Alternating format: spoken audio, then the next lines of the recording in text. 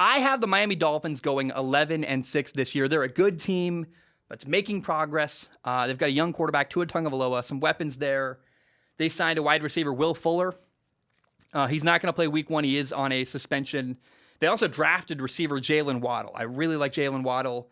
Thank goodness, like Jalen Waddle has looked good in preseason where, man, Jamar Chase in Cincinnati has not. And that's that's concerning. I also like tight end Mike Gesicki. He's more athletic than people realize, makes some really good catches. Mike Gesicki can grab the ball away from defenders if he needs to. That's going to help the young quarterback Tua. They have wide receivers Devontae Parker and Jakeem Grant as well.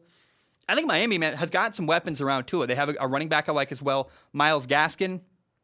Now, the offensive line in Miami is a question.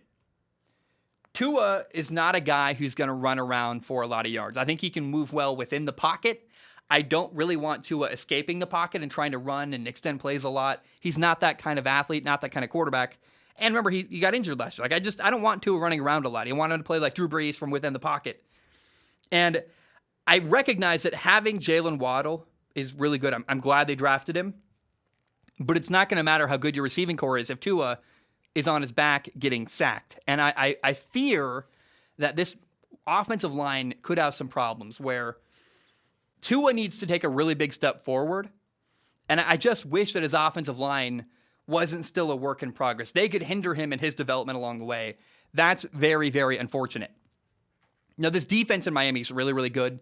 They have 3 awesome corners. Xavier Howard, calling him an awesome corner, actually, I think somewhat underrates him. He's phenomenal. You have Byron Jones, came over from Dallas a couple years ago. He's awesome. Noah Igbenogany is a guy who is on the bench but brings a lot of depth and will play a lot in the slot corner. He's a very, very underrated addition and part of that football team. He wasn't added, but he's a part of that football team. And people don't understand how much of an impact having a guy like Noah Igbenogany, who not only can play in the slot, but also if something happens to Byron Jones or Xavier Howard, he's a guy off the bench who can play like a starter. That's a big deal to have him. Now, one person I'm really, really interested to watch is Jalen Phillips, the 18th overall pick the Dolphins drafted in the 2021 NFL Draft.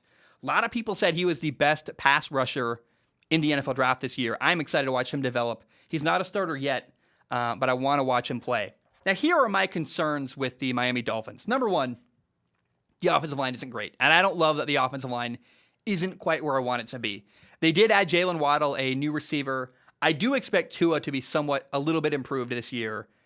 But the problem is when you look at how much better Miami got, and then you look at how much better New England got. New England got way better, and Miami got a little bit better. And a little bit better is not good enough to win this division this year because of how good Buffalo is, because of how good New England is. They had to get much better. Plus, the Dolphins' schedule is also really, really tough. It could start as bad as 1-4 for Miami. Week 1, they play at the Patriots. Week 2, they play the Bills. Then they play at the Ravens. Then they play the Colts. Then they play the Buccaneers. That's 5 really tough games. I think they're going to win on the road. I said the Ravens. I meant the Raiders. Week 3, they play at the Raiders. I think they win and beat the Raiders week 3.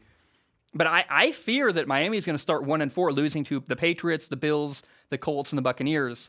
And now that week 3 game at the Raiders is their most important game of the year because they cannot start 0-5. 1-4 is monumentally better. You can recover from that. You cannot recover from 0-5.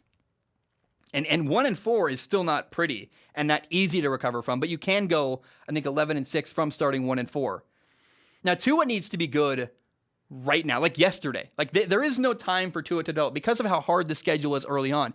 At Patriots, Bills, Colts, Buccaneers, like good football team after good football team. Tua has to jump into the NFL week 1 this year and immediately be one of the very best young quarterbacks in the NFL. There is no time for him to wait and develop. Like, I don't blame Miami for being impatient this year if they're like, we got to get going because they have a team capable of winning. Their quarterback cannot hold them back.